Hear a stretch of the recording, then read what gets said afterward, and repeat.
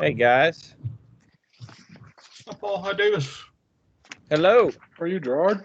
I'm doing very well, thank you. Yourself? Good, glad to hear it. Doing just fine, can't complain. Well, they always told me if you did complain, it wouldn't do any good. That's right. Right, I want to complain too, really. Hey, can you hear me? Yes, sir. Okay, great. Oh, Paul's on the back porch. It's too nice out here. This is awesome. Yeah.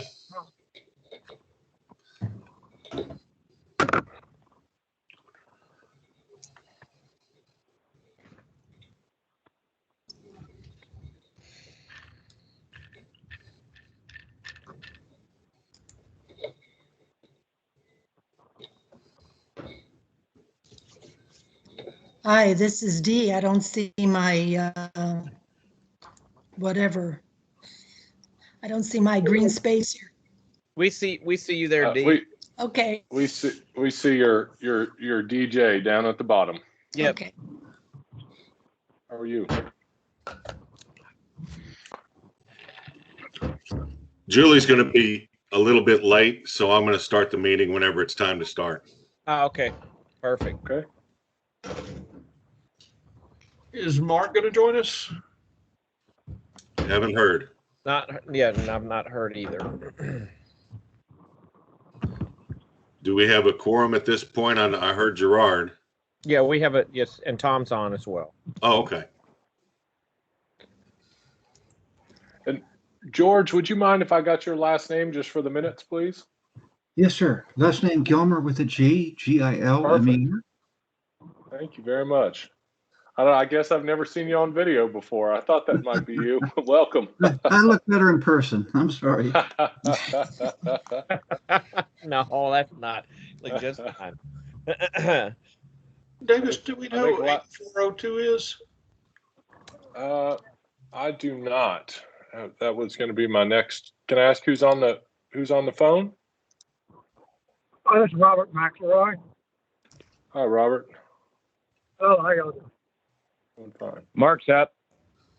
Hey, Hey, Mark. Mark. How you guys doing? Fine.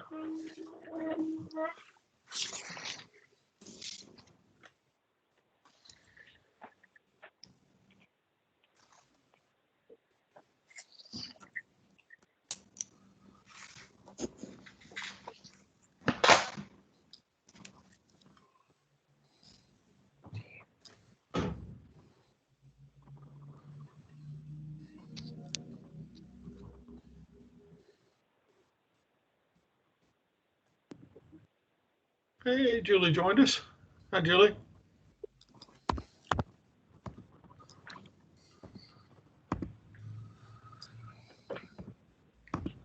Hey, Julie. I think you're muted.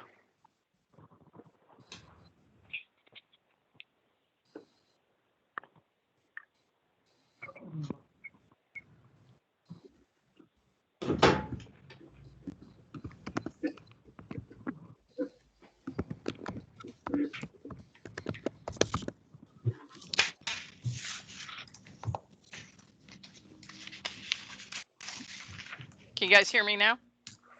Yes, ma'am. Yes. Got you loud and clear. Good. Okay. Who all do we have from the board? I see Tim and Tom. I think you have everybody. Everybody? Okay. Yes, ma'am. Pretty sure about All right. Okay. Tim, you want to go ahead and start tonight since I just walked in and Sure. I'm Sure. gonna let Tim start it. So You want to give everybody another minute to check in, maybe? See if we get any more phone calls? This is Richard. I checked in. Hi, Richard. Richard. How you doing, Tim? Good. does that mean we have good news? Not till tomorrow. Okay. Hey guys, this is Taylor Reed. Hey, Taylor. Hey, Taylor.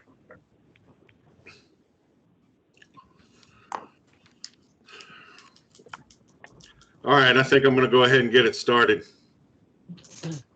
The monthly meeting of the River Plantation Municipal Utility District for the month of April is underway. I'm going to call it to order. And the first topic of business is going to be approving minutes from previous meetings. We've got several to peruse, starting with March 25th of 2021. Does anybody have any comments or corrections?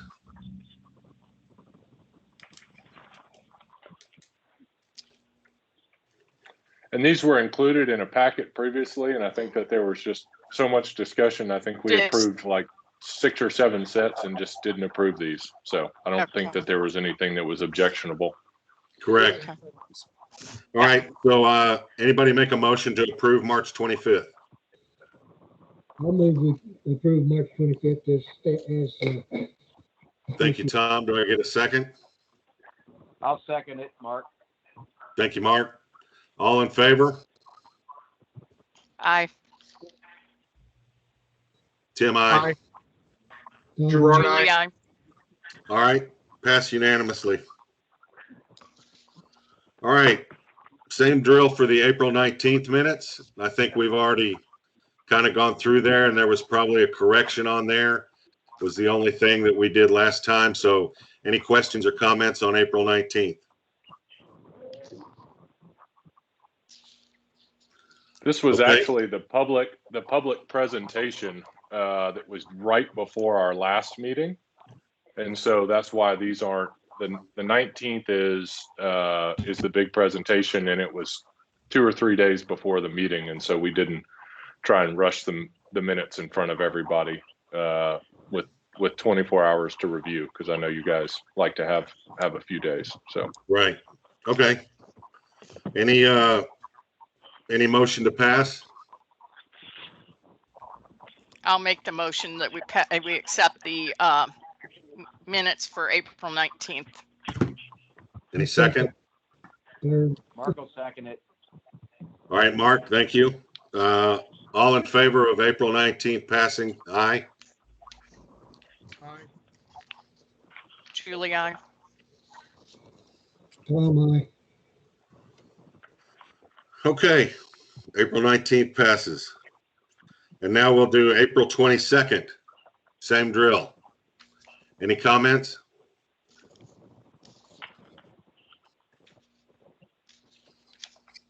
Okay, anybody make a motion to accept the minutes? Mark, I'll make the motion. Thank you, Mark. Anybody second?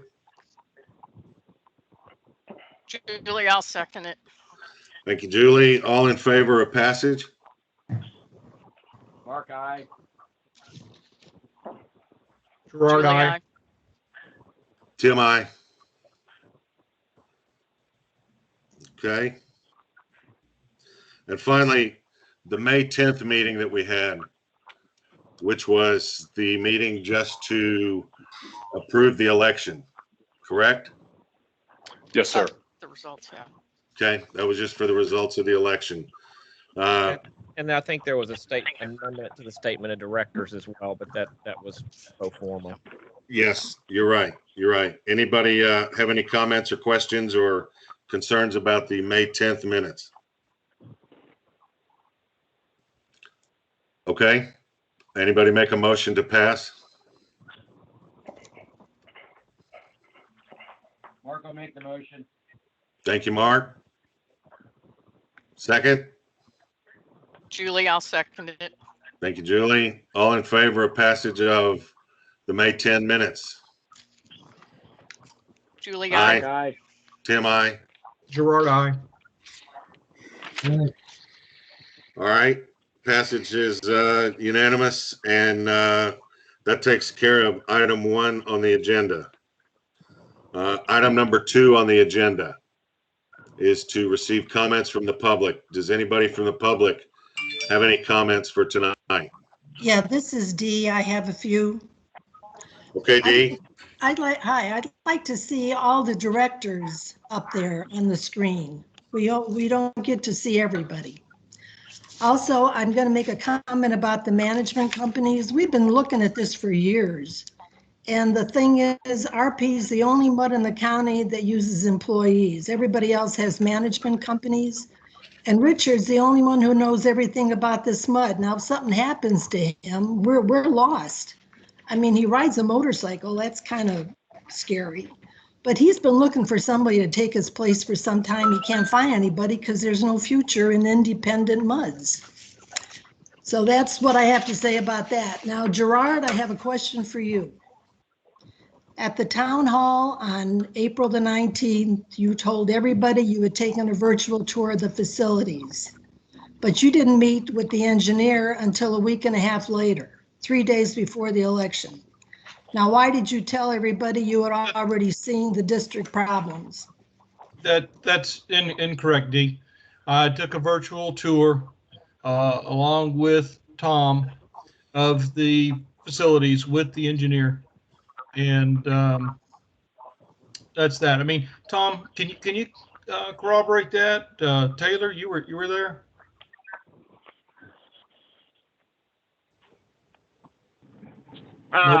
This is Taylor Reed. We discussed all the issues on a conference call, I guess.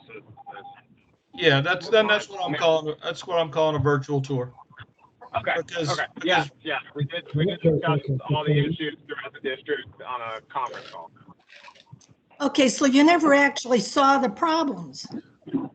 No, Dee, before that, right after I was elected, I took a physical tour with Richard and Tom for that one. Well, I took one of those tours too after I was on the board. And yes, you get the whole idea of what's going on in the mud, but you're not seeing the problems. And that's what I think you should have seen before you even voted. No, I'm okay. Okay. Well, thank you for the comment. Okay, and I have one for Mark now. Mark, when Yes, did you ma'am, go go with ahead. the engineer to see the problems in this district? I have not. So you have not seen the problems in this district? I've been living in this district since '94. I've been through quite a few floods. I've been to the facilities, but I have not taken a tour with the new engineers. Okay, are you planning on doing that at all?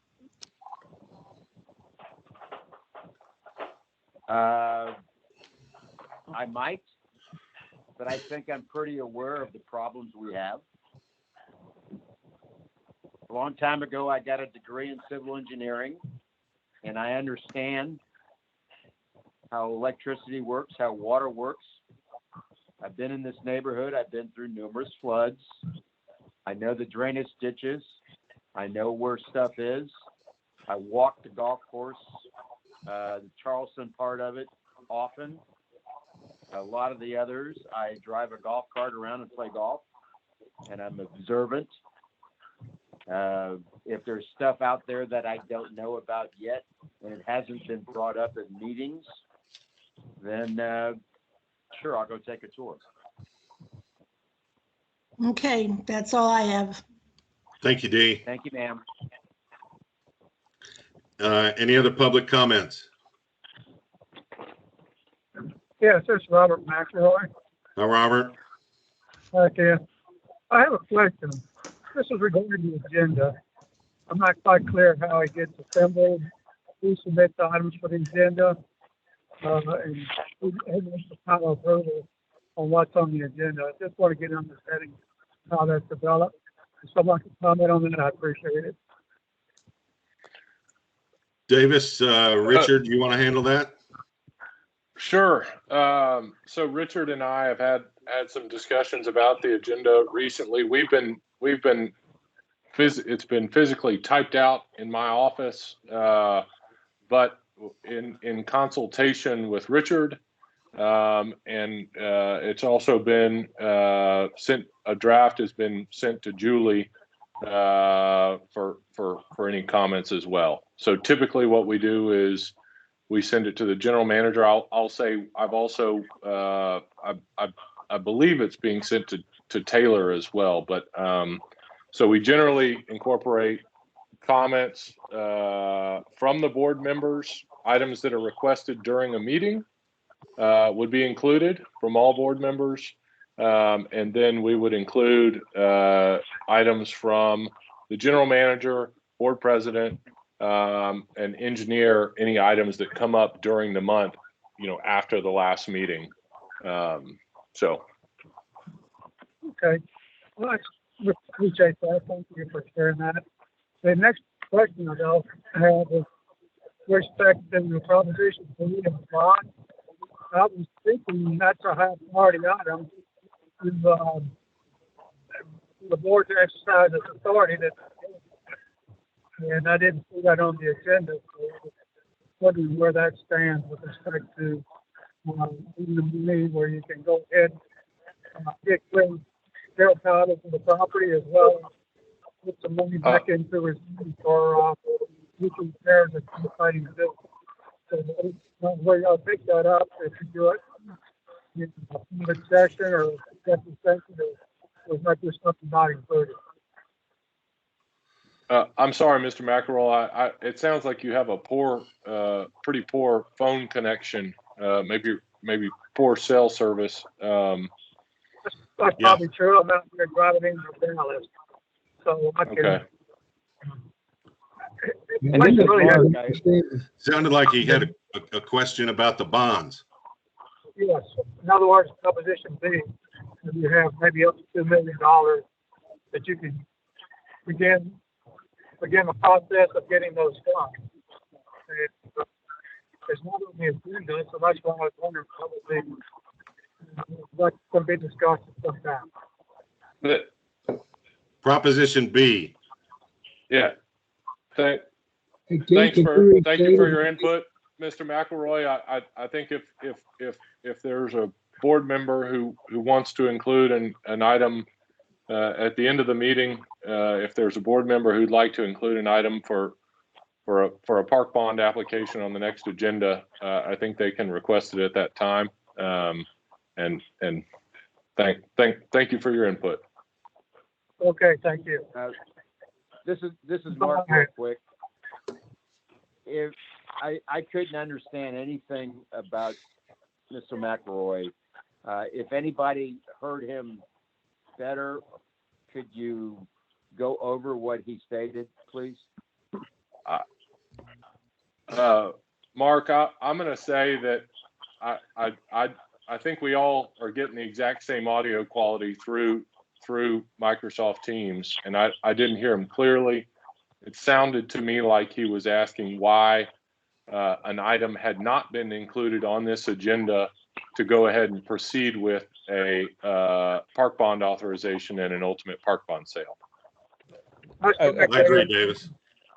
That's right. Can I also address Mr. McElroy? I know when the board members went in to sign the I can't even think what we signed. Anyway, the order after the election and everything, and the statements by the directors, there was supposed to have been a copy of the agenda there, correct, Richard? And they're the proposed agenda, and they were asked at that point to add anything to the agenda that if they wanted anything added. So all the directors were, it's my understanding, asked if they wanted to put something on the agenda. Thank you, Julie. Appreciate it. No problem. And truthfully, just going forward, if there are items that come up or there's something that hasn't been included, we try and get the agenda out in plenty of time to add an item if there's something that that comes up. And so we're, we post the agenda electronically at the courthouse, and so you just let us know if something comes up. So Yes. So Davis, that's you that coordinates that, and you would accept input for additional agenda items by all board members? Absolutely. Yep, okay. Absolutely. Thank you. Yeah, the board controls what's on the agenda, not the consultants. Okay, I thought it was the president. So nope. Every board member has a right to have anything they want on the agenda. Correct. Thanks for clarification. Thank you, Robert. Appreciate your questions. Anybody else from the public have any questions or comments? Yeah, this is Suzanne. Hi, Suzanne. Go ahead. Since Prop A did not pass, do we have anything that we might be able to move forward with to be able to help with some of the flooding? Or drainage, I should say. That's it. Suzanne, I will say, this is Julie. I will say that as of right now, we have more immediate needs. And I know that sounds terrible, but with the resources we have, some things that we've had happen just today, and some things Taylor's going to talk about briefly, I think we've got some more immediate needs that have to be taken care of with the funds that we have. Understood. Thank you. Thank you, Suzanne. Anybody else?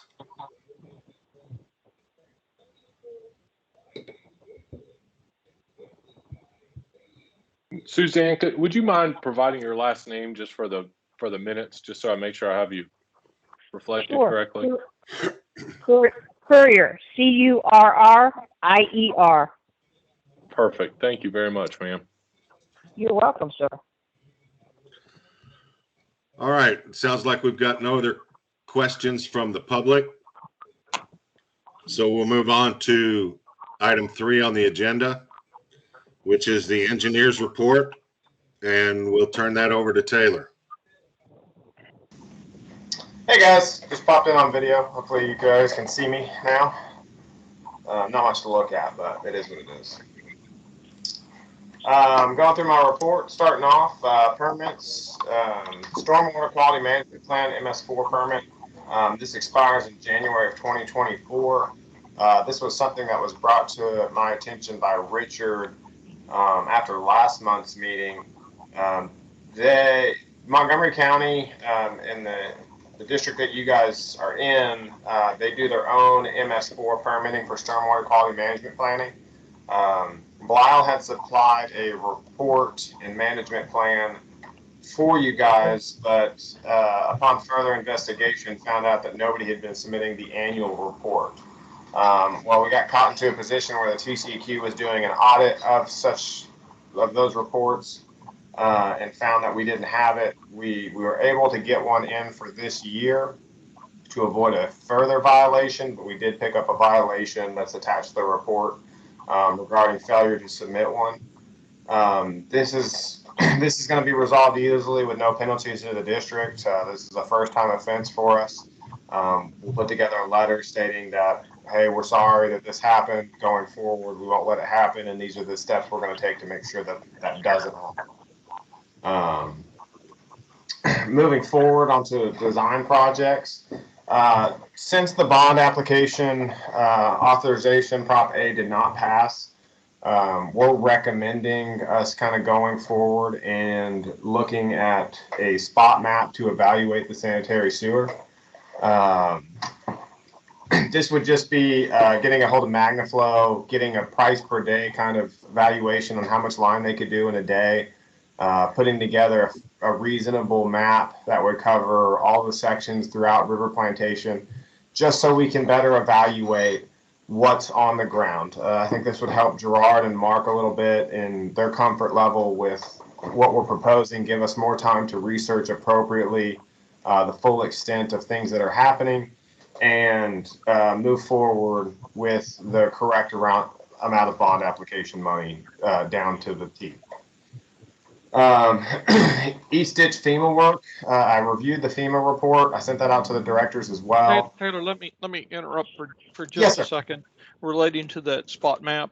Yes, just to broaden that out a little bit, is I would like to see really all of the issues documented. I know that the sanitary sewer is part of it, but there's certainly other parts that are important as well. And I know that you've worked on the CIP, and you've got some work streams and some timelines and some dollars associated with it. And I know that some projects have been defined, but what I'd really like to see is a list of the actual issues or findings that you guys have had out of the assessment. And in going forward, as far as the plan goes, I think there's been some mention of prioritization, and just to further that prioritization, I think that the prioritization should be based on risk. And when I refer to risk, what I'm talking about is a simple risk matrix for the issues based on probability and on the impact. And the impact, I mean, immediately I can think of 3 different areas of impact. You've got financial, you've got compliance, and you've got safety, are all 3 areas that be considered. But I think that the issues need to be,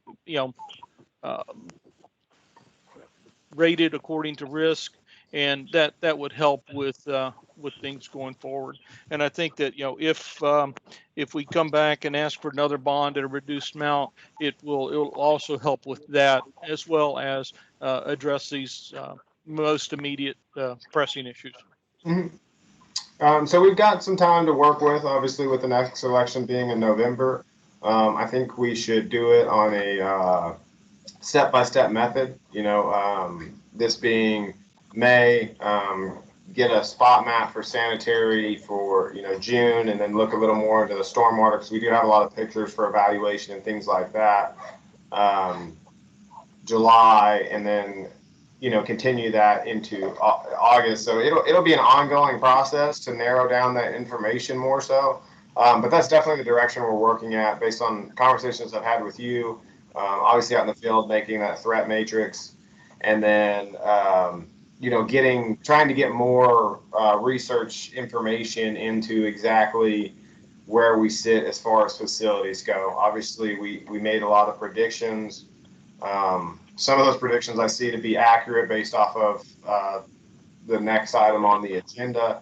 Some of them may have been a little bit of an overstatement, but again, we were doing the best we could in a short time, and over the long period of time, we'll narrow it down and build that information into a package that you guys can certainly rely on. Okay, and just a couple follow-up. I know that you had mentioned the threats and vulnerabilities assessment, and what I'm looking for is just something a little bit simpler. Just a simple risk rating on each of the issues found. Yeah. It's kind of similar to, I guess, whenever, I guess it was FEMA came in and they marked all the different spots along the plantation ditch. And there's issues there, like for instance, one of the issues would be the washout underneath one of the access ramps. Okay, so I would call that an issue. And also, whenever I am talking about risk, I'm talking systemic risk to the system, not risk to just an individual component. So I'm not worried about one particular 10-foot, or as worried about one particular 10-foot section of concrete on a wall having some erosion, and that that being considered failed. What I'm concerned about is system wide failures, like a failure of a plant or failure of a water well, and that's what I would call a catastrophic failure. Okay.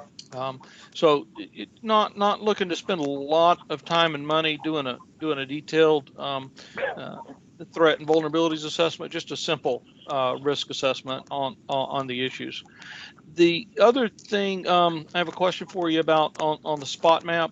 What percentage of the sanitary sewer do you think needs to be surveyed to give you a representation that you're looking for the spot assessment?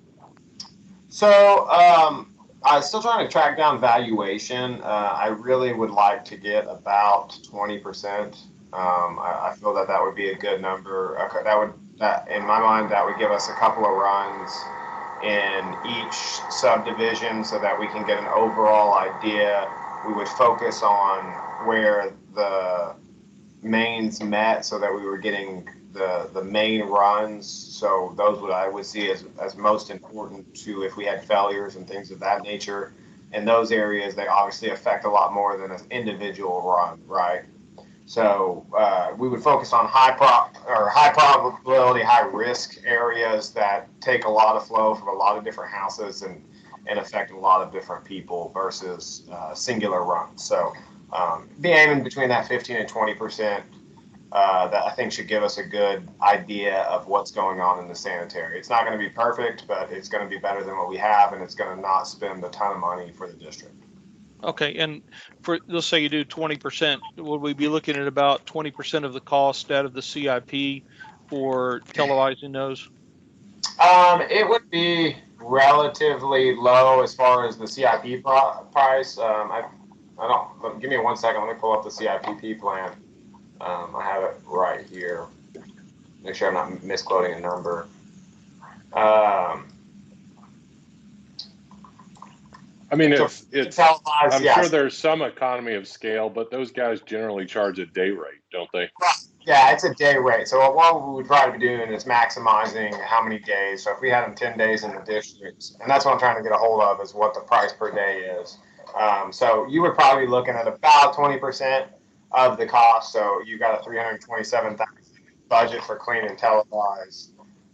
So you're looking at about a, you know, I mean, it says 65,000, but I wouldn't take it up that high. I would be looking more in the $20,000 range to spend to see what we can get in that valuation. So it may take it down to 10%, but again, we're going to focus on main runs.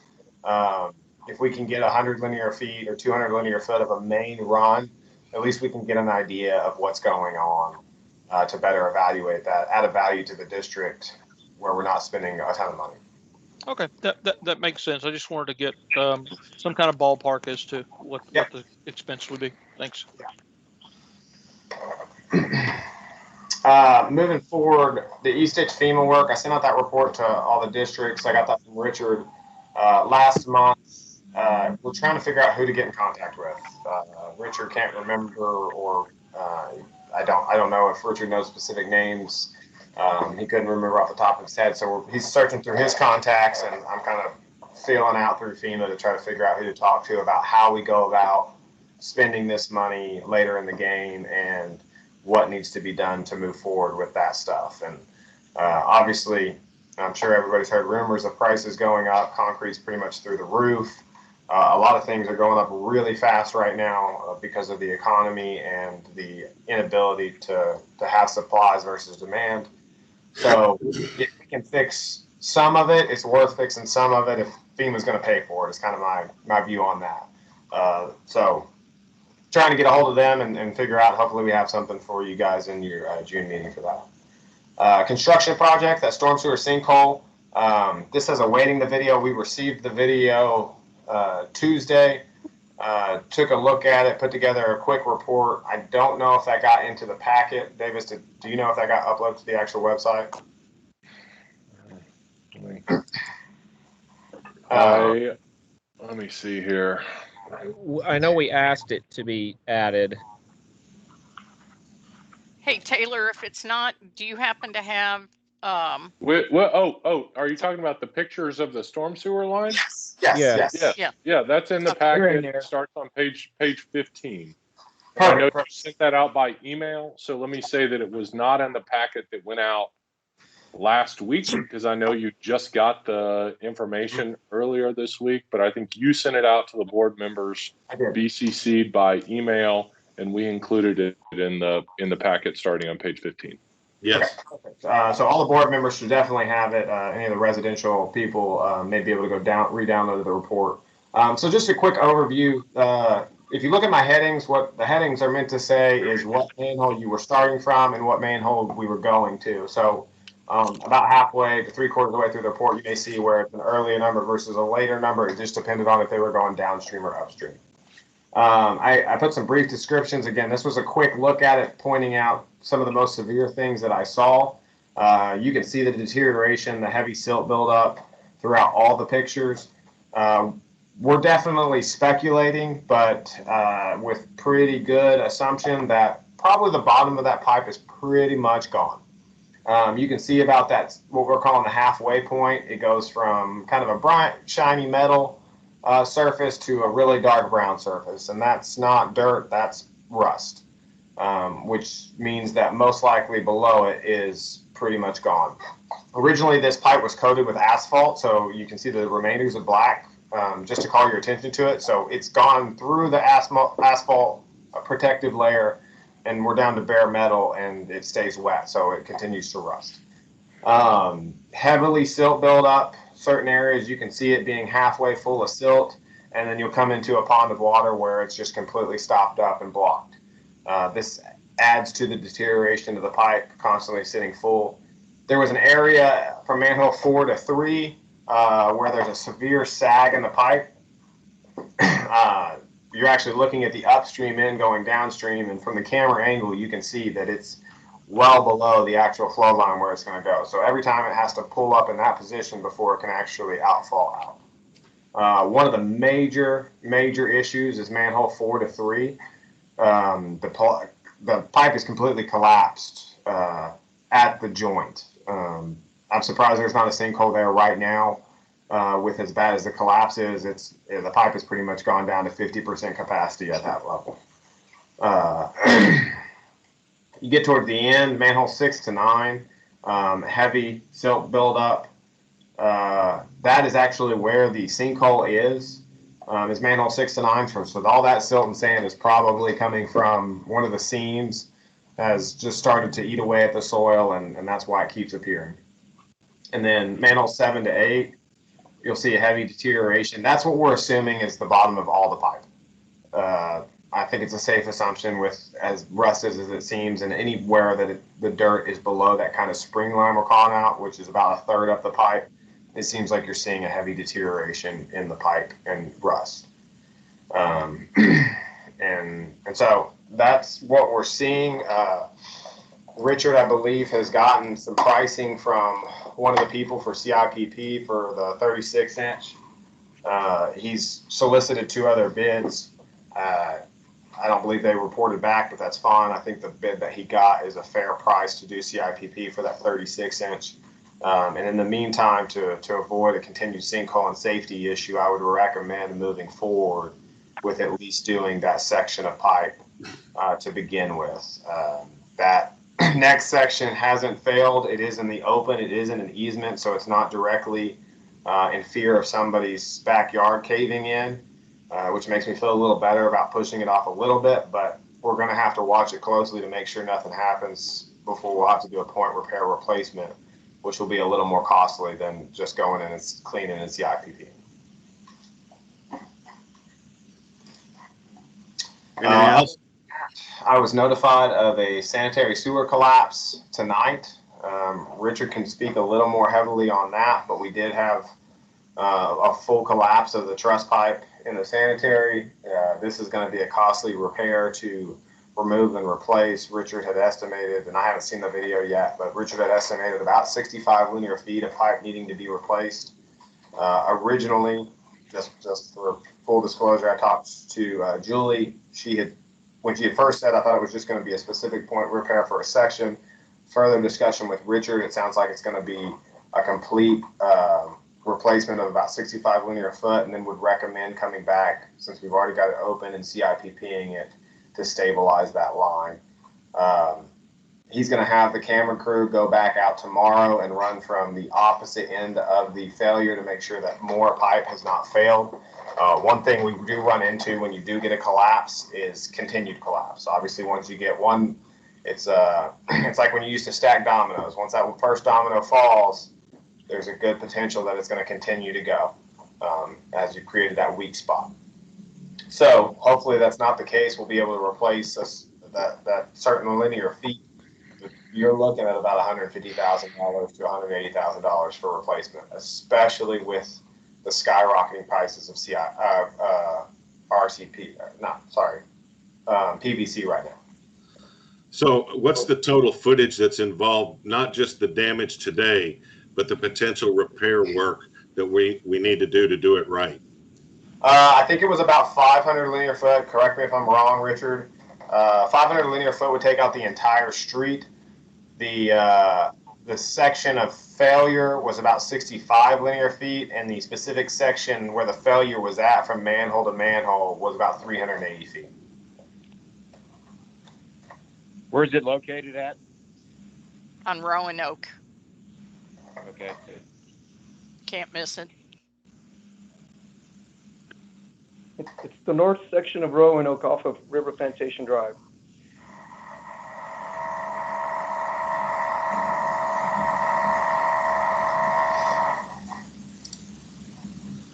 Okay.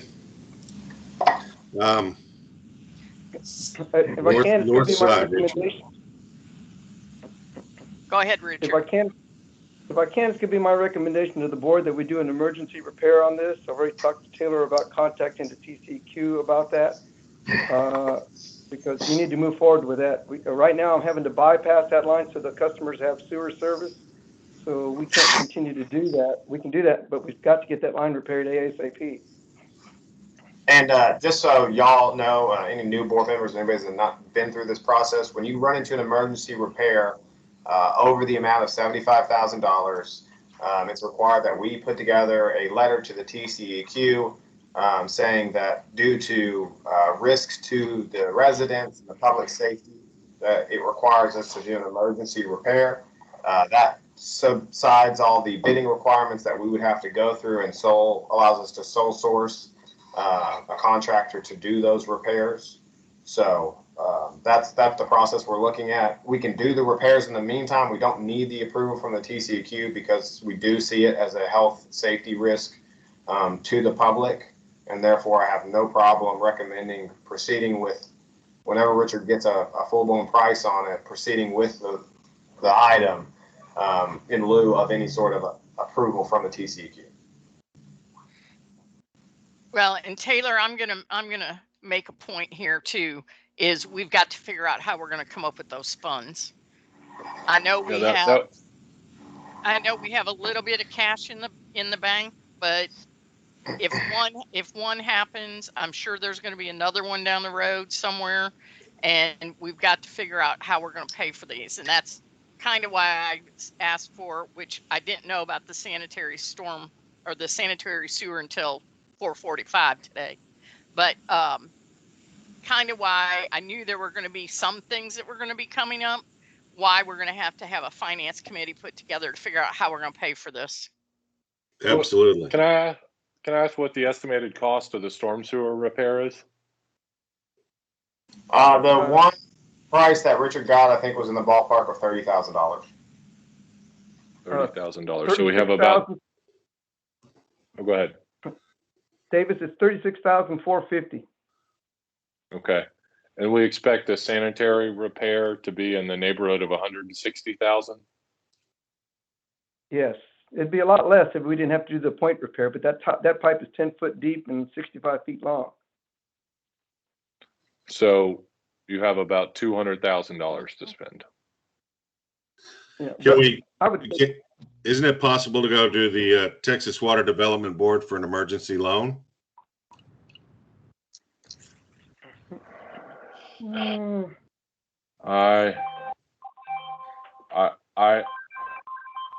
I've never had a client go get emergency funding from the Texas Water Development Board, but we can certainly investigate that.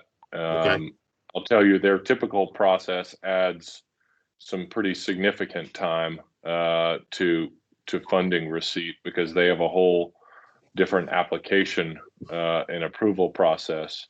But that's something we can try and take a look at right away and let Taylor know if we think that there's some possibility that we could get funds. But I'm going to guess, how quickly do we need someone out to do these repairs? I mean, we'd need the money in what, a week? Yeah, for the sanitary is definitely critical. I mean, weirdly enough, I would say the storm sewer is a lot less critical than the sanitary, and that's saying both of them are critical. You can get by filling in that hole right now and making it last another couple of months. That's not what I want to do, but financially, that's probably the better way to go. Richard, I'm sure you got some contacts with some guys for point repair and stuff like that. I know we can get a secondary bid pretty fast for a sanitary repair if need be. So if we want to get 2 bids just to make sure that we're getting a good price, especially with being financially strapped, I would recommend that. Yes. I've already contacted the contracts that I used to did all the rest of the CIPP. He'll be here tomorrow morning to start measurements and everything. He's pretty quick. So I can get you a number pretty quick, and we can always get another one to balance off, but I agree. Good. Anything else, Taylor? Yes, the last thing I have on my list is the recreation bond application report to prepare a summary of costs to potentially come back to your next meeting and look at authorizing bond application preparation for that.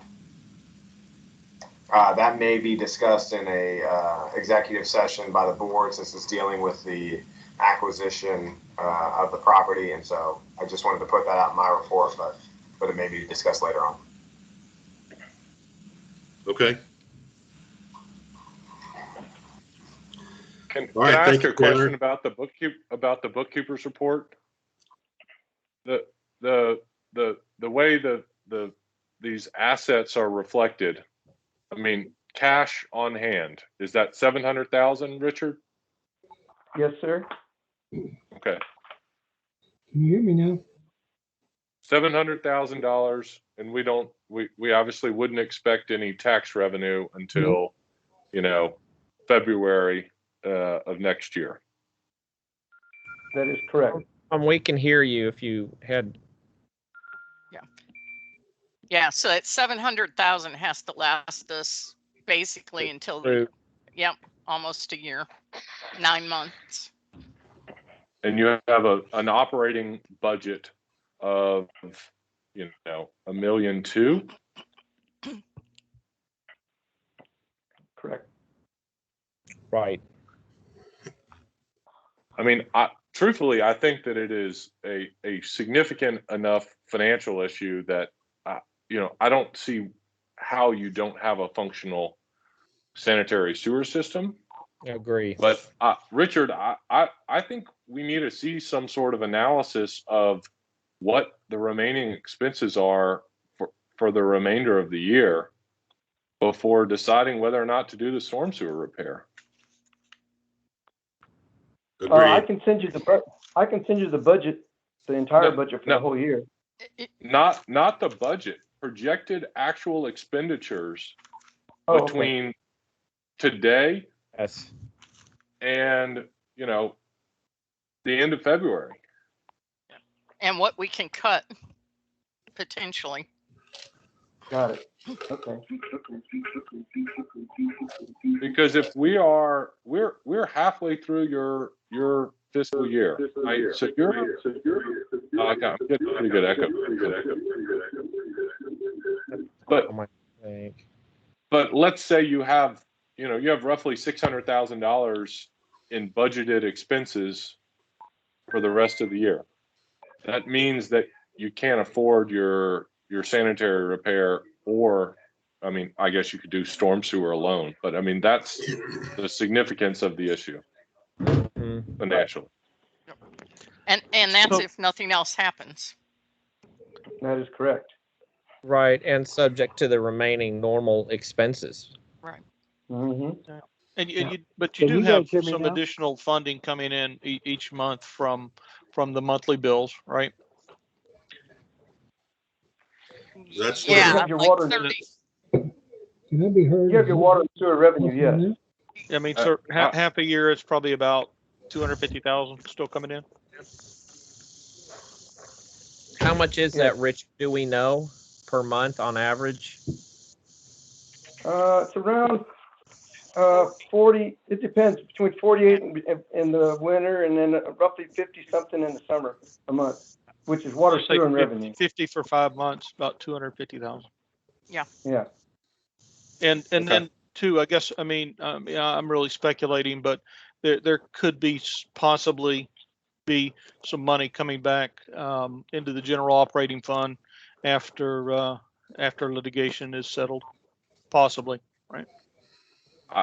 I don't think that it's realistic to think that that would happen, Gerard, before early 2022. Agree. Yeah, it's got to go through the bond. I understand that. It'll take a little bit of time. Yep. I'm not trying to freak anybody out. I just think that there's a hard look that should be taken over the next 6 months, because I think that's Right. I Well, I and think that's a that realistic 40 view. that 40 to 50 that comes in every month has costs associated with it. It's Correct. not like it's 40 or 50 that comes in and goes in the bank. There's costs associated with that 40 and 50. Right. We got overhead. Right. right. correct. That's that round, but round 600, 600 over 6 months, and then I mean that's assuming those numbers, you end up with something like a $150,000 cushion at the in February. Right. Yep, true. Right, with no further issues through hurricane Right. season, et Right. cetera. This is not ideal, obviously. Right. Okay. All right. So that takes care of the engineer's report, agenda item 3. We'll move to. I'm sorry. Let me say, I hate to do this, Tim, but I if we have an emergency, Correct. sewer issue, Taylor, I mean, you're saying that there's that absolutely has to be done immediately. Depending on the amount of cost of bypass per day, the sanitary sewer system does not work for, my understanding, is 10 residents. 10 of your residents do not have the ability to operate their sanitary sewer systems appropriately to flow to the sanitary plant without bypass pumping. Richard, how much does bypass pumping cost per day?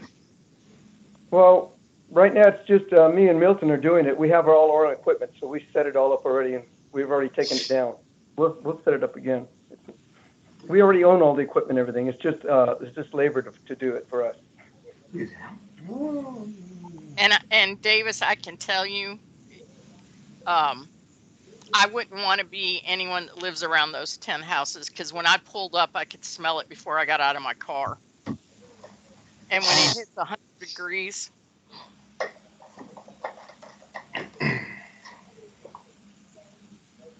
Well, I agree. The sanitary sewer has way more importance to me rather than the storm sewer. I mean, the sanitary sewer has to be fixed. Now, is it 65 linear feet, or can we get away with fixing 20 linear feet? Once you're in the hole, it doesn't matter. Once you're in the hole, it doesn't matter. Whether you do 60, 20 feet, you're pretty much spending the exact same price. So, that being said, right. And we just got done saying we weren't going to Band-Aid it, and we got tired of if we're in there, we might as well. Yeah, but I mean, you could probably get away with not CIPPing it right this very instant. Obviously, financially speaking, you would not recommend CIPPing it right now in this scenario, but you do have to fix the line so it flows. And see what it looks like. Yeah. And this is, obviously, again, caveat, I haven't seen the video. We don't know what the video looks like from the other side.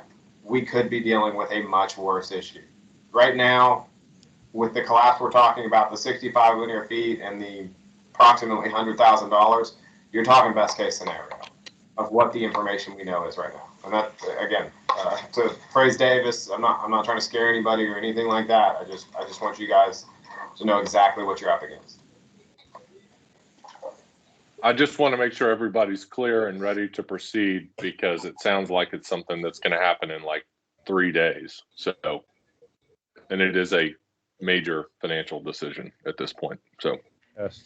And Davis, correct me if I'm wrong, but do we need to have a special meeting to authorize once we get the bids, or do we just need to authorize Taylor and Richard to use their best judgment and get it fixed?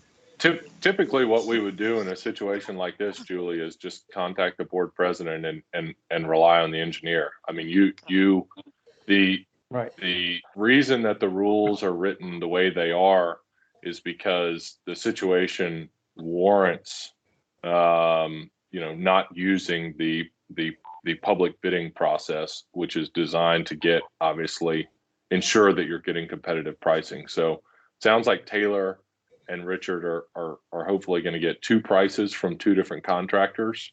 And, I think it is the right thing to do to make the decision on that basis. But I just wanted to make sure everybody's clear here, because my assumption is that if they have two qualified contractors, y'all are going to pick the lower of the two and tell them to get to work. Is that? That's if it's my okay. judgment, yes. That's correct. Okay. I would recommend at least two contractors. Richard's got a guy that can get out there really fast. I'll call my guy first thing in the morning and get him out there really fast, and get bids back quickly. He does all our emergency repairs. He knows how to get me information back fast. Okay. Sounds good.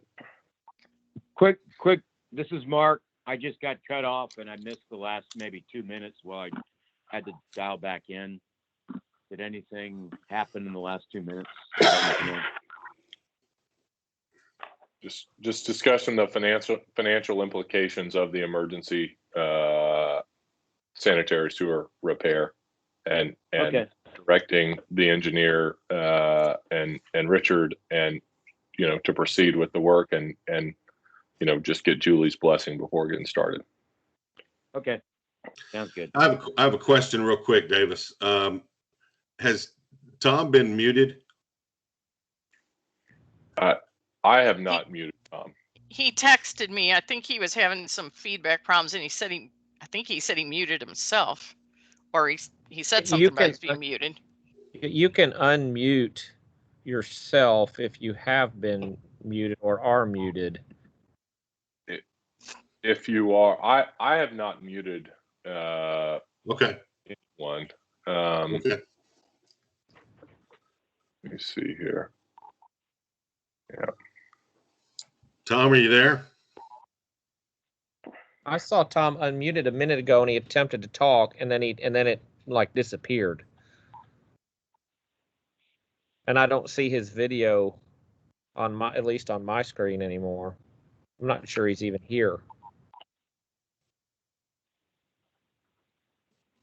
Okay. It might be a system, because when I got cut off, that's the second time in this meeting that it dropped me and I had to put the code back in. Really? Yeah. I mean, it didn't disconnect me. I just had to put the code back in. I didn't have to dial the original number.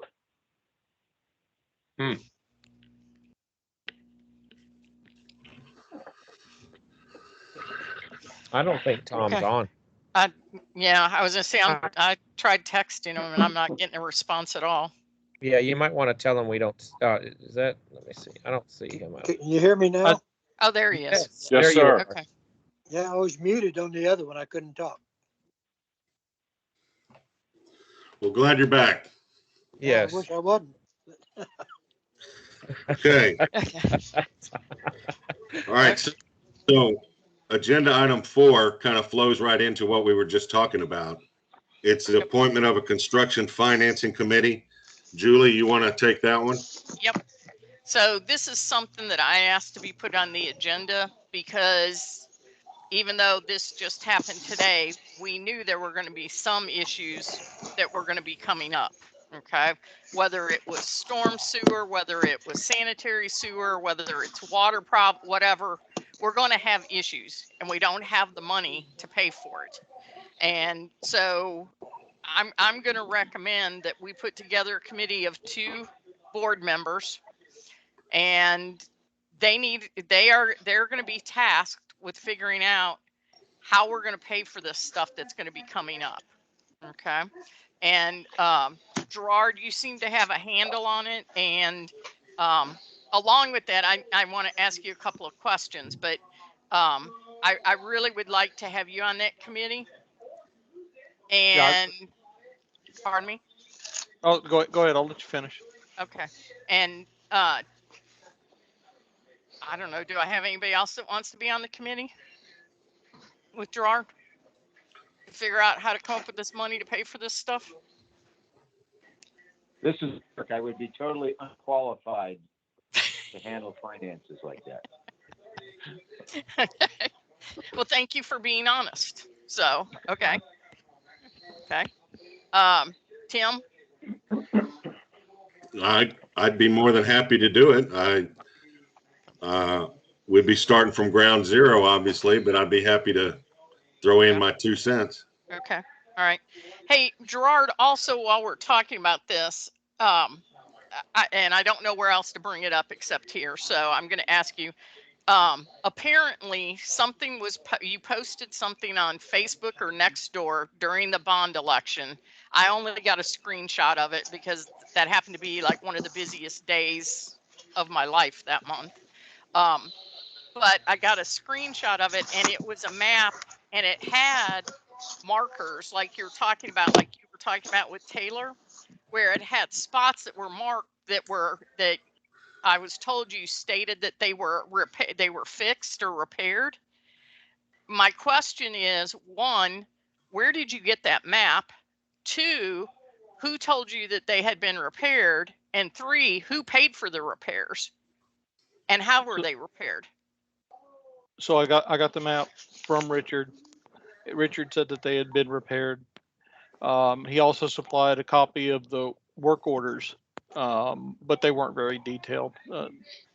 So Richard provided all that. Okay, so Richard, can you tell us how those places were repaired that were marked on that map? And like I said, I only saw that little piece that I asked you about. That's all I saw.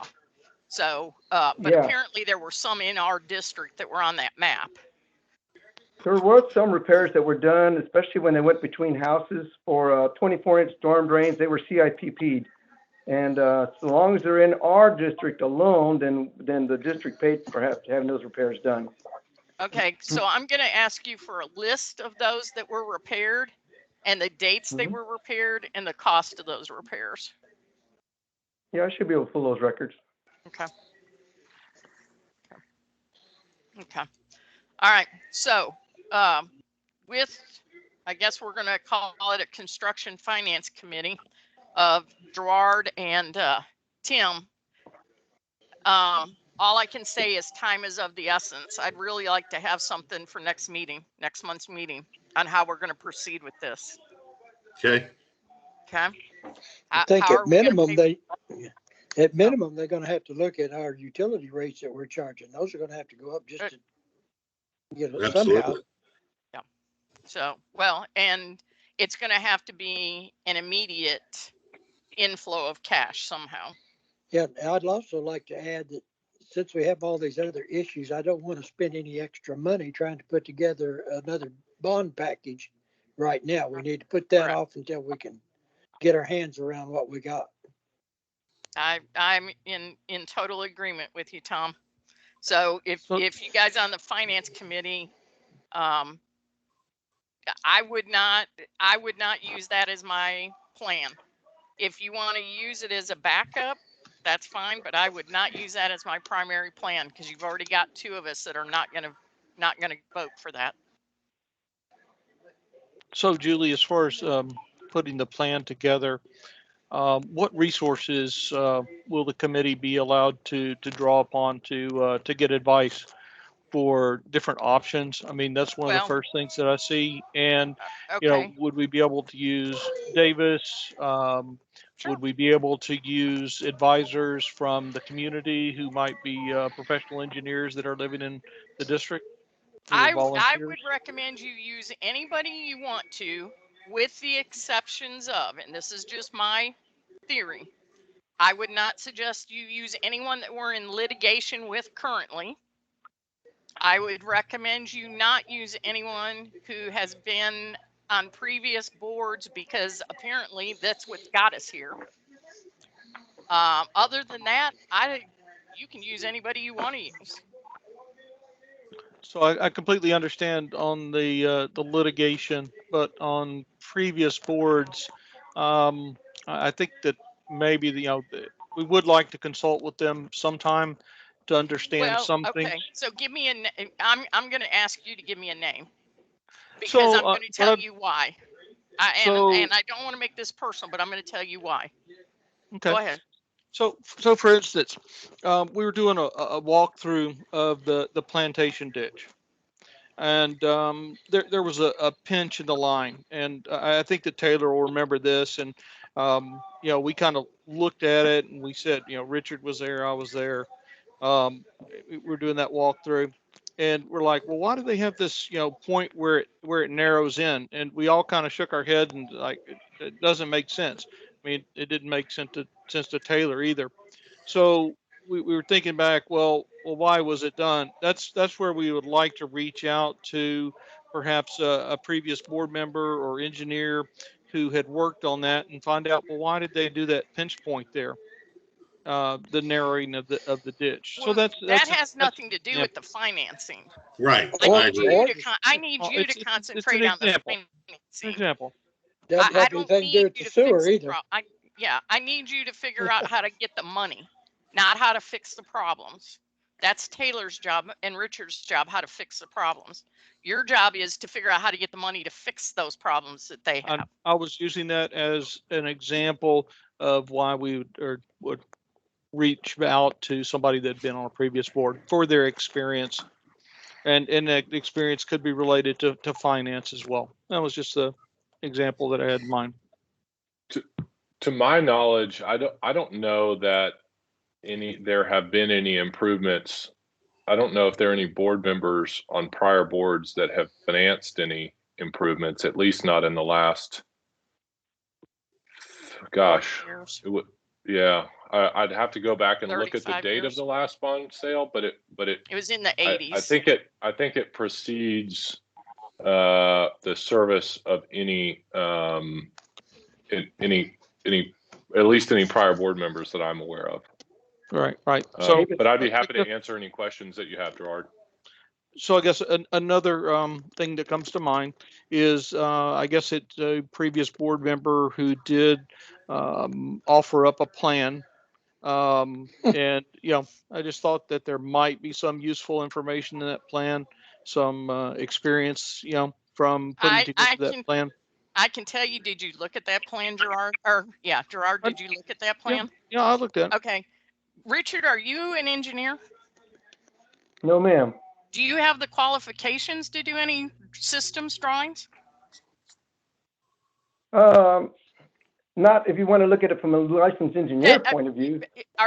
Do you have the qualifications to be approved by TCEQ for doing systems drawings? And by the county engineer? Well, that depends. You can, as a district, you can, make up your own drawings and stuff, but realistically, you want to use the engineer to do that. So Gerard, as long as you don't change the design, it's okay. But still, I would rather have the engineer do it if it was a brand new project. So Gerard, that's just one thing I'm going to point out on that plan that was flawed. I'm not saying it was a perfect plan by any means, Julie. I'm just saying that I would like to keep that as an open option. I'm just saying, look at who brought us to this dance today. Well, I don't want to get in a big debate about that, really. And I'm happy to answer. So go ahead. So let me say something, Julie. Obviously I'm a point of contention on this. I'm certainly willing to help, but I want to have the flexibility to get things done and to look at them broadly and look at a number of options. If that's not going to be possible, then maybe one of the other board members want to serve on this committee. I want to have the flexibility to be able to talk to different people and get advice from different people, understand on litigation. But other than that, I don't agree. Okay, Mark, what was your comment? my comment is, it sounds like even though you said you don't want to make it personal, I think you're making it personal. And I agree with Gerard. I agree with Gerard that we need to find the money that we need. Then they need to look at any options they can. And whether you think that plan was flawed or not, and you are the president, but we're all the directors, I think we should open it up to everything and not put personality into it at all. Okay. Gerard, you can That's use all I have to anybody say. other than the people we're in litigation with. Okay, that sounds By great. next month. And well, I mean, I don't know what you said. Something is what you wanted by the next meeting. Well, we got to move on it. We're draining our resources. We're banking. We don't have a hurricane. We're banking. We don't have another sewer collapse. Right, Julie, but I'm not gonna Yeah. I'm not gonna commit to having a complete plan by the next meeting. I mean, I'm the one that was pointing out the fact that we did the assessment in too fast of a fashion, and I'm not full time on this. I've got a full time job to do as well. So, I don't want to rush this and get something that's inadequate just so that we meet a a deadline by next meeting. Certainly, we would want to have something, but it's going to take some time to figure this out and look at options. Okay, give me a deadline of when you think you can have it done, because we don't have time. Time is not our friend here. Time is not on our side. Yeah, Can I make one is, suggestion? Yep. I think we're really looking at at kind of an August deadline to make a decision on how to proceed with any possible bond, election authorization. And so I think that we're probably 60, 75 days away from needing to make that decision, if that's going to be a component of it. Just from a timing standpoint, I think that's kind of our outer deadline, if that's a reasonable deadline to take into consideration.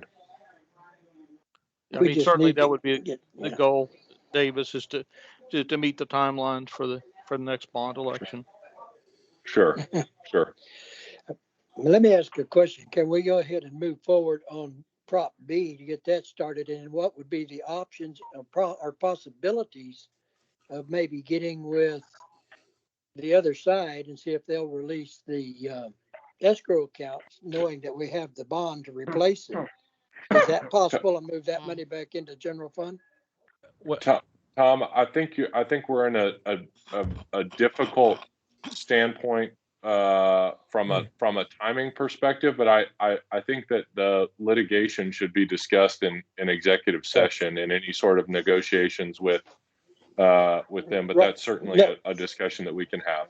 Yeah, I agree with you. I'm just asking, is there any possibility that could get $500,000 back into general fund?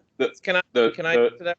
You mind if I say something real quick, David? Sure. So, Go ahead. Sorry. So, Tom, I think we have some answers and thoughts on all of this, and we have an executive session on the agenda tonight where I plan to talk about those issues. So all we're saying, I think we can talk about that and resolve some of that tonight, but we need to do it in the protection of an executive session that covers the litigation and real estate purchases, if that makes sense.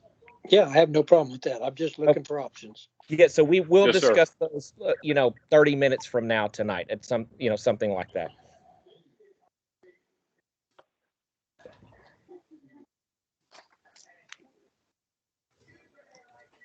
Okay. So are we done talking about the finance committee? Gerard, you happy at this point? Yep, I think we're good to proceed. Okay, good.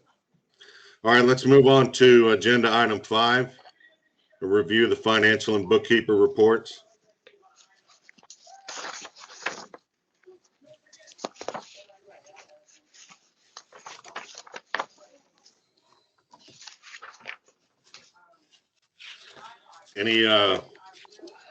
Any questions or concerns?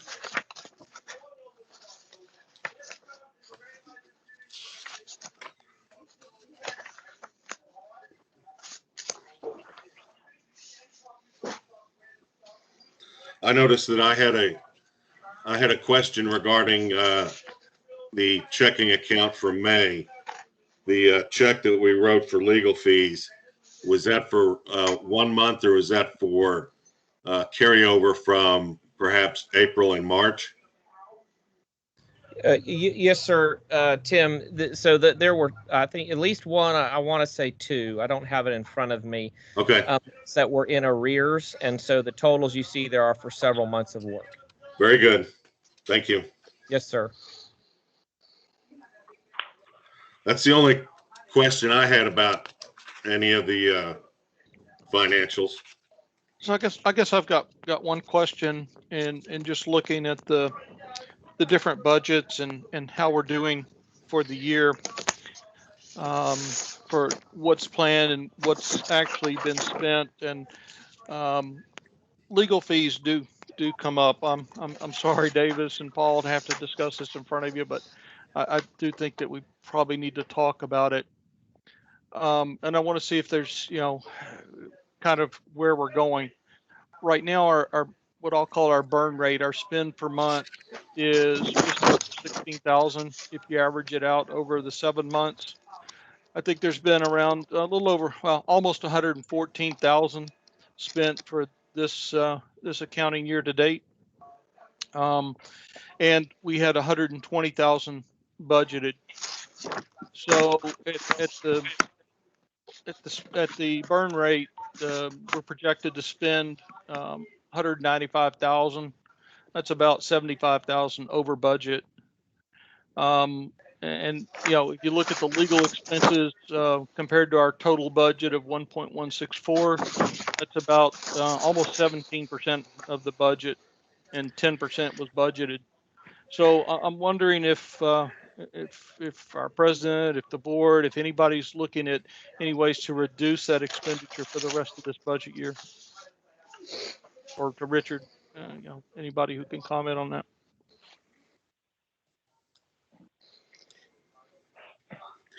I don't have any real comment. I know that they've been doing a lot of work. They did a lot of work for the bond. They've been doing a lot of behind the scenes Charleston work.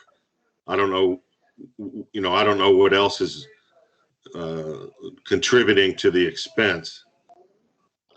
Yeah, and well, so as a follow-on question, are we starting to get a breakout of what's spent toward the bond, what's spent towards administration, what's spent toward litigation?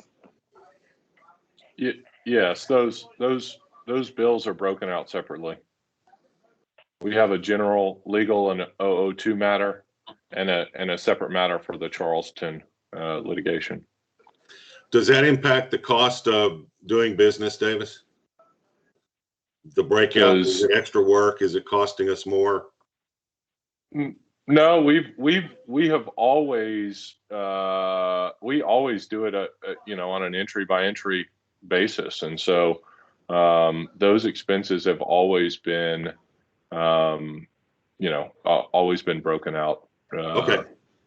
Separately. So that's not a problem at all. If we got into a kind of a an item by item issue, it just is, it can be difficult, because sometimes I'll get a call from Richard and we'll talk about the a storm sewer failure and a compliance issue and something else, or I'll talk to a board member or something like that, and it's hard to say, well, this was about 7 minutes and that was about 3 minutes and this was 2 minutes. So that can be tough, but we do our best to kind of describe the work that was completed and do it on an entry by entry basis. So thank you. So Davis, I guess I don't completely understand entry by entry. I guess maybe it would help if we at least had a breakdown of your time versus Paul's time, which would be litigation. And then I think there's probably some administration time as well for doing things like the minutes. Do we have that? I'm sorry, I haven't seen the bills, and it's not clear to me in the bookkeeper's report how that's being broken down. Sure. So all of my time is going on an 002 matter number, a general legal matter number, and Paul's is on litigation. I can go back and look, but I think that they are completely separated. So two totally separate bills. So can we get that? His would be So Richard, can we get that broken down in the bookkeeper's report, the budget comparisons, actual versus budget? What are we going to do with all that? Well, so there's a couple of things that I can see. Number one, if we have the breakdown, there's a possibility of the litigation fees being able to be funded by the bond and moved back into general operating fund. So that's number one. And I guess the second part of that answer really is in the form of a question. I don't know. I'm not trying to be offensive. I'm typically pretty brash, but do we need litigation represented at each of our meetings? Or could we cut the cost by just having Davis attend and Paul only attend whenever litigation is going to be an issue? If I can say, the current reality is I think you've had an executive session at least at every meeting that I've been at where you discuss litigation. If there was an agreement, let's say that you are not going to discuss litigation at all in June, like the questions about, well, what if we negotiated this or that kind of stuff, then I think that that's something that we could do. But Paul is having those conversations, and I just don't want to.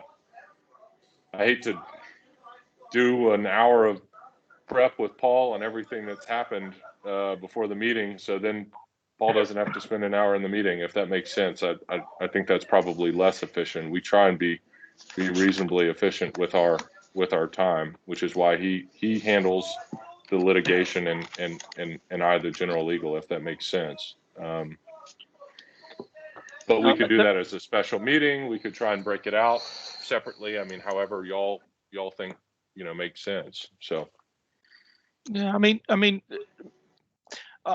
I'm certainly not trying to get personal with this. I'm trying to be responsible as a director, and I look at our spend, and so I am, looking, maybe if we could reduce it where we can, that would be great. I'm also wondering is, and maybe this is a better discussion in executive or after executive, after we have some direction as to what we're going to do on Prop B, maybe the litigation costs would be going down for the rest of the year. I don't know, maybe going up, maybe require more. I'd like to get some input from you guys on that. Sure, of course. And I will tell you, just so you know, Gerard, it is absolutely Paul and I are concerned about the financial condition of the district, and it's absolutely a conversation we've had for planning purposes as well to try and reduce that burn rate. So. Okay. Fair enough. Thanks, guys. Tom, did that answer your question too, or? Some, but I think we're spending a lot of time here. We need to be moving on. Okay, so no questions on the bookkeeper's report. Tax assessor collector's report. Do you need a motion to approve the bookkeeper's report and pay the bills? Good point, Davis. So we need a motion to pay the bills. That's item H.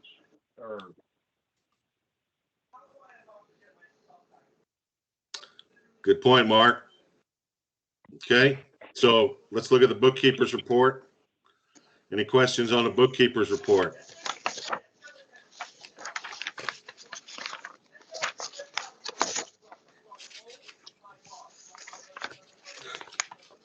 I'm sorry, on the tax assessor report. I have none. Okay.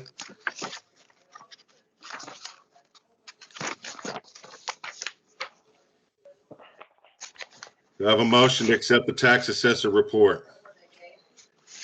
So moved. Seconded? Second. Mark, All in favor? Aye. Aye. Aye. Tim, aye. Okay. Richard, you got a review of investments. How are we doing there? Did you guys approve the district payment on the bill? Not yet.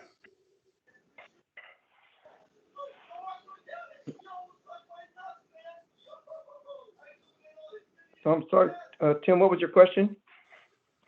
Our investments? Our investments are doing fine.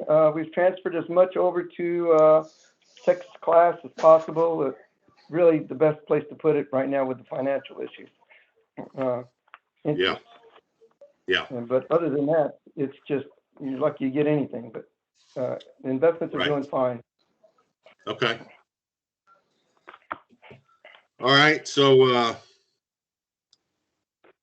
item H, payment of district bills. Do I have a motion to pay the district bills?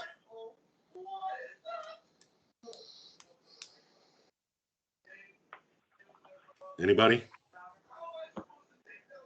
This is Gerard. I'll make the motion to pay the district's bills. Thank you, Gerard.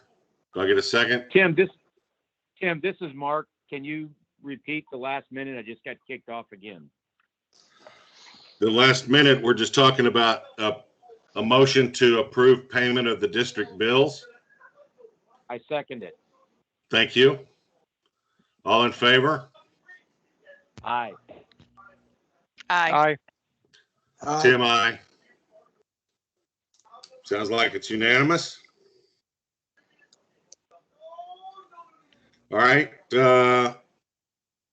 Review administrative reports. Richard, I know you sent out the systems total reports this afternoon. So it's your turn. Okay. The systems totals report is pretty good. There's nothing out of the ordinary with it. The system is doing fine. For Julie, there's 4 people that went over 50,000 finally. Everyone else is pretty much in their normal routines for this time of the year. In a wet month. Yes, isn't that amazing? Yeah. Production has been down, so we're at only 8 million. So once it gets hot, it'll start going up, believe me. But there's nothing out of ordinary. We have 1.88% water loss, which is still good. I'm trying to keep it there. I like that.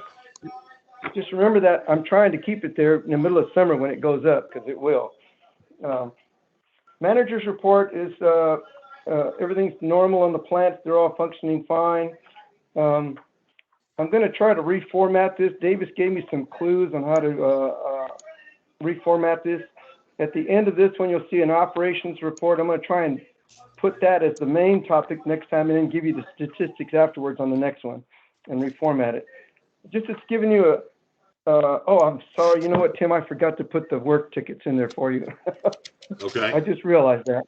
Gosh.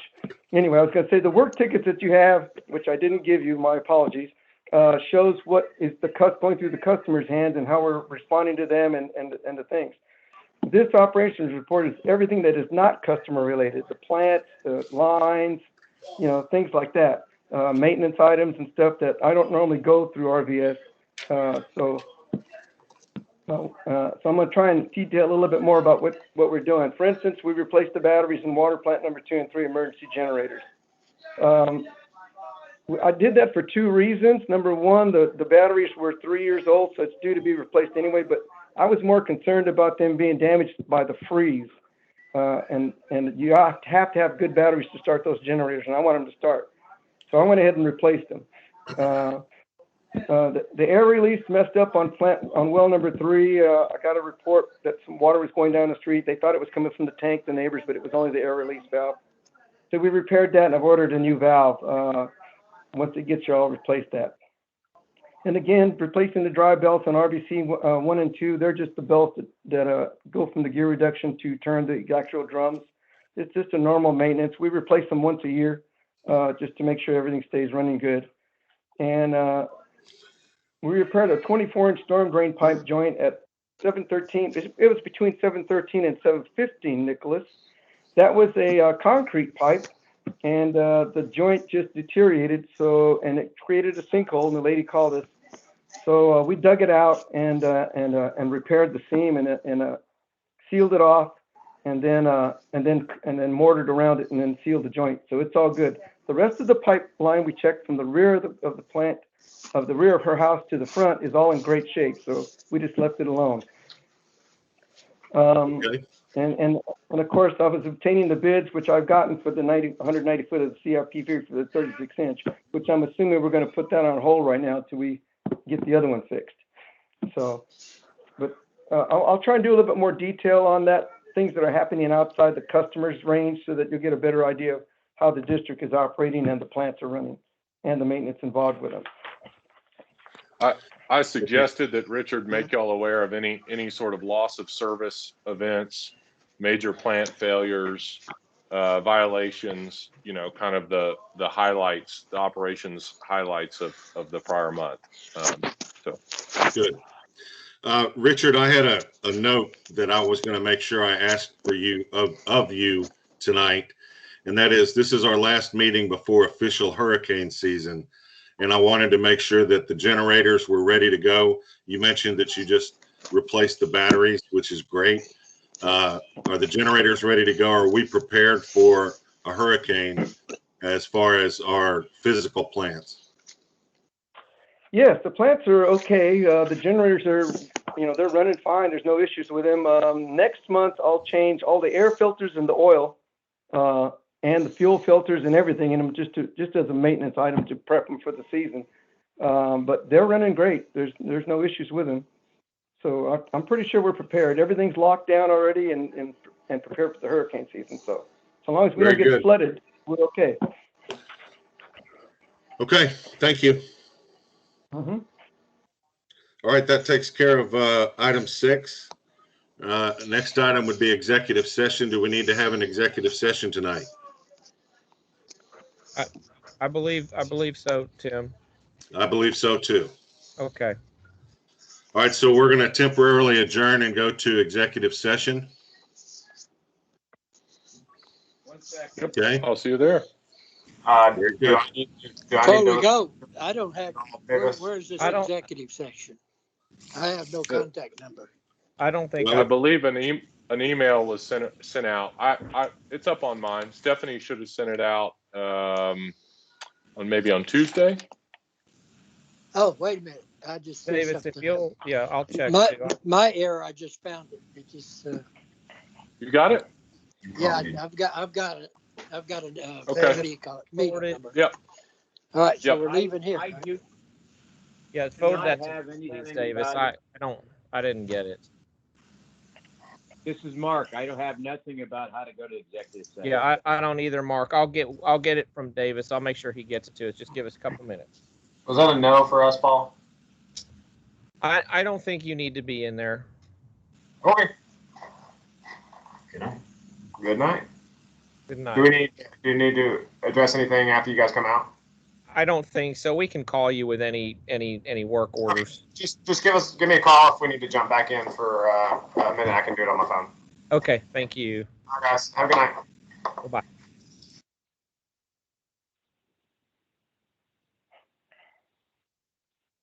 Okay, how am I to get into executive session?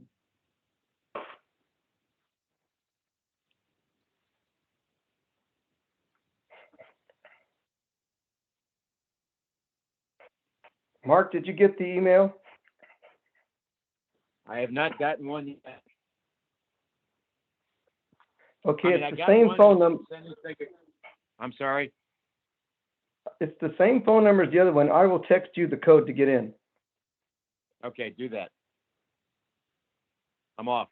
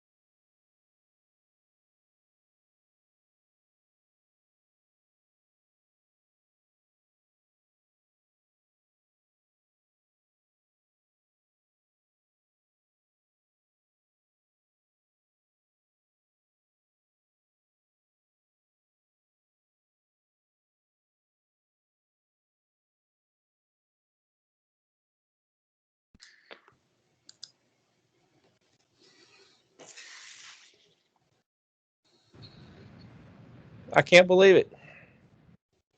Y'all were 3 people beat me. I thought I was going to. It took me like 2 seconds. And there were already 3 people there.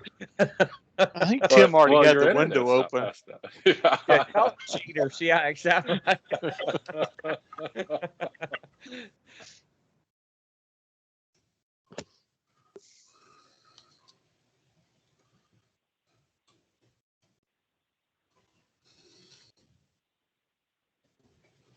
Bugs getting you out there, Paul? Can you tell that? I keep going off video to swat a mosquito. It was a good idea when it was like 6:30. Yeah. It's not a good idea now, but my wife is in there doing her yell at the kids to go to bed for an hour routine, and so now I can't work from home right inside right now. I hear you.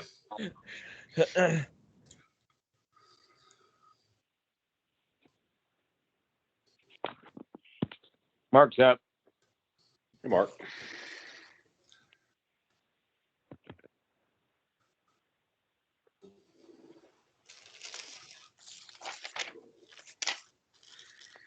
Yeah, I'll while we're waiting, I'll tell you when we redid our house and I created an office, but at the time I thought it would be cool if it was like partially open so I could participate in the family stuff. I didn't realize we were going to go into a pandemic and we would be like working at home doing a real job while I was here. So the office does me no good in these situations because it's only got 2 walls, so you still hear all the nonsense going on in the in the background.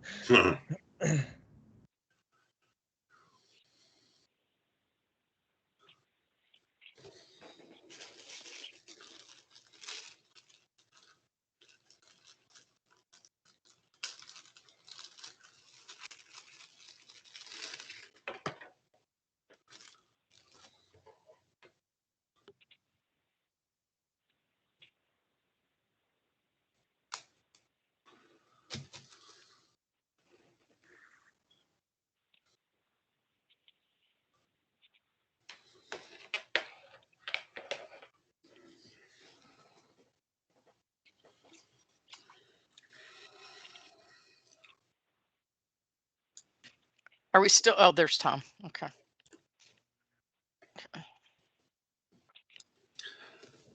Everybody back? Looks like it. Tom, you here? I'm here. Okay. Paul's here. Davis is here. Gerard's here. Julie's here. Dee's still here. Mark's here. Mark's here. Sounds like we got a full house. All right. Item number 8, pending business. Do we have any pending business? Anybody have anything?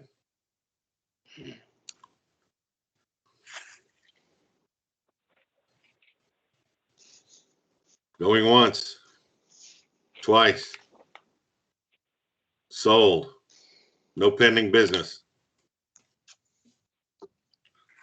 Okay. That pretty much wraps up the meeting. Now all we got to do is decide on the next time and place, and I think it's going to be the 24th. Would that be right? Yep. June 24th? That's what I have on my calendar. Yep. Okay, June 24th, 6:30, teleconference. Yep. Yep, we'll be ready. All right, do I have a motion to adjourn? I guess we won't stay here, but I'll make that motion. Anybody second?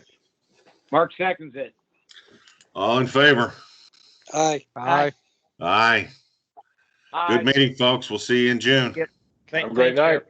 Yes. Thanks. Thank you, guys. Thanks. Bye-bye. Bye now.